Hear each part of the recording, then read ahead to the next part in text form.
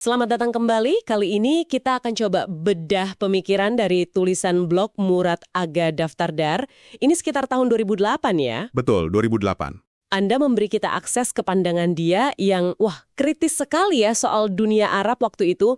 Jadi yuk kita bongkar bareng pengamatan dia, potret sosial politiknya. Rasanya kayak baca catatan pribadinya gitu ya. Iya, dan penting banget ini. Kita lihat konteksnya. Ini kan suara dari periode krusial, tepat sebelum musim semi Arab itu loh. Oh, oke. Jadi tulisannya ini menangkap, rasa frustrasi yang dalam sekali sama pemimpin, sama kondisi sosial. Ini bukan opini iseng, tapi cerminan, kegelisahan nyata. Penting buat Anda pahami dinamikanya. Betul sekali. Nah, salah satu yang paling kelihatan gitu ya, itu kritik Daftardar ke pemimpin. Yang dia lihat tuh kayak, gimana ya, nggak tergantikan, abadi gitu. Abadi, iya. Dan kayaknya jauh banget dari kesulitan rakyatnya. Dia punya gambaran menarik soal pejabat yang bisa terbang, maksudnya dipecat kapan aja. Sementara penguasa utamanya sendiri, yaitu tadi, tetap begitu, sampai Tuhan memanggilnya. Kontrasnya terasa banget kan? Banget. Dan dia nggak cuma sampai di situ loh. Dia sambungkan langsung gaya kepemimpinan abadi ini sama penderitaan rakyat yang meluas itu. Oh gitu ya? Dia pakai istilah kuat banget kayak tsunami kemiskinan dan kelaparan. Anda bisa bayangkan nggak? Sampai dia bilang rakyat tuh kayak struktur kerangka manusia yang cari makan. Astaga. Padahal wilayahnya kaya sumber daya. Nah ini paradoks yang menyakitkan yang dia soroti. Negara kaya, tapi rakyatnya kok menderita. Karena kekayaan itu, menurut dia salah kelola atau dilarikan keluar. Salah kelola. Dia bahkan punya julukan buat pemimpin ini. Perompak kepemimpinan. Keras ya? Wah, perompak kepemimpinan. Terus apa Daftardar kasih petunjuk gitu hasil rompokannya kemana? Apa murni korupsi di dalam atau ada faktor lain yang dia singgung? Kalau dari tulisan yang kita bahas ini fokus utamanya memang ke salah urus internal dan bagaimana kekayaan itu nggak nyampe ke bawah. Nggak netes gitu ya? Ya, atau malah dibawa lari. Dia gambarkan sistem yang memungkinkan itu terjadi. Yang untung cuma sedikit elit, sementara mayoritas gitu deh, terpuruk. Kritiknya ke struktur kekuasaannya itu. Oke. Terus ada poin lain nih yang menurut saya, provokatif sekali. Soal dia pakai istilah nakbah. Iya, nakbah.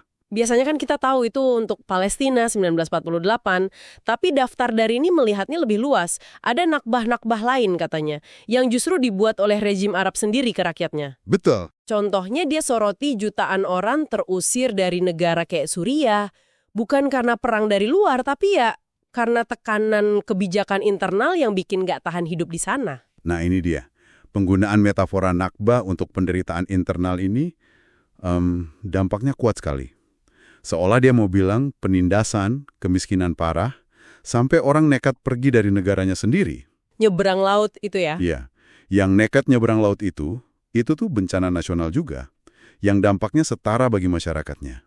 Sekaligus nyentil juga, kok penderitaan ini kurang dapat perhatian internasional dibanding isu Palestina. Menarik. Terus dia juga singgung soal normalisasi hubungan dengan Israel waktu itu, yang menurut dia malah bikin ekonomi beberapa negara yang melakukan itu jadi memburuk, bukannya buntung. Wah, itu pemikiran yang cukup berani ya, menyamakan penderitaan karena kebijakan sendiri dengan trauma kolektif sebesar nakbah. Tepat sekali. Dan itu menunjukkan dalamnya, keputusasaan dia dan juga kritik tajamnya soal dampak rezim ke rakyatnya sendiri. Ironinya nggak berhenti di situ ya, dia juga soroti kemunafikan rezim. Banget. Ada penguasa yang kalau ngomong soal perlawanan musuh luar tuh, semangat banget. Tapi di saat yang sama, rakyatnya sendiri kejam. Nah, itu dia. Dia sebut contoh spesifik kayak pembantaian Hama di Suriah. Itu kan yang mengerikan, bahkan oposisi di luar negeri pun kena kritikannya.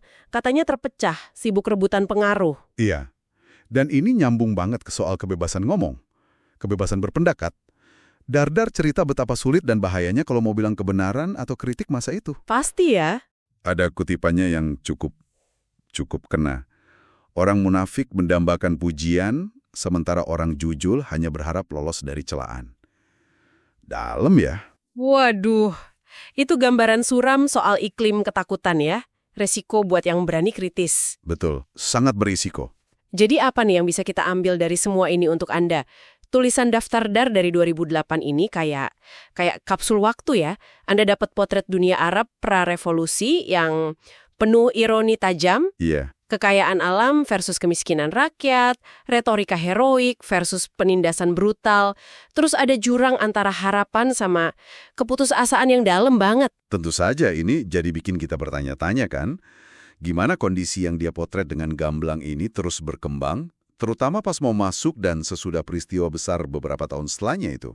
Musim semi Arab itu ya? Iya. Pengamatannya soal kepemimpinan, penderitaan rakyat, kemunafikan, dinamika regional, saya rasa sih ini tetap jadi bahan refleksi yang relevan banget buat memahami tantangan di kawasan itu, sampai sekarang pun.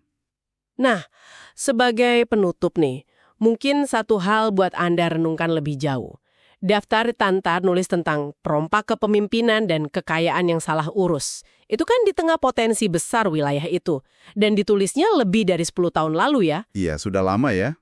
Pertanyaannya, sejauh mana sih gema kritik tajam dari masa lalu kayak gini masih terasa?